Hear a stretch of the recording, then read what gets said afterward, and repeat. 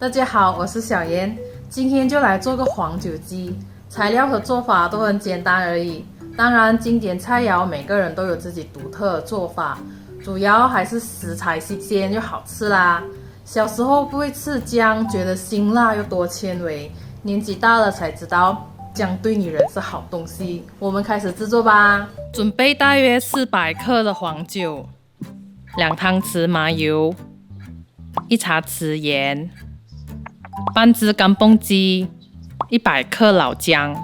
把洗干净的老姜连皮剁碎，老姜带皮吃，能够保持药性平衡，避免上火。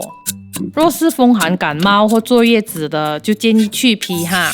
干锅倒入姜蓉，开中小火拌炒，让水分蒸发，也逼出香气。炒到差不多了，就倒入麻油，继续拌炒。然后加入干蹦鸡炒一下，这样才香。再加一点黄酒炝锅，如果不喜欢重酒味，就一次过加入。焖煮过程中酒精就能蒸发啦。接着倒入清水盖过鸡肉，清水分量就看你咯，喜欢喝比较多汤水的就倒多一点咯。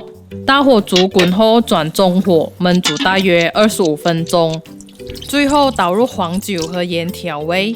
我喜欢有一些酒味，所以稍微滚一下就关火了。黄酒鸡好喽，喜欢的话请给个爱心哦，拜拜。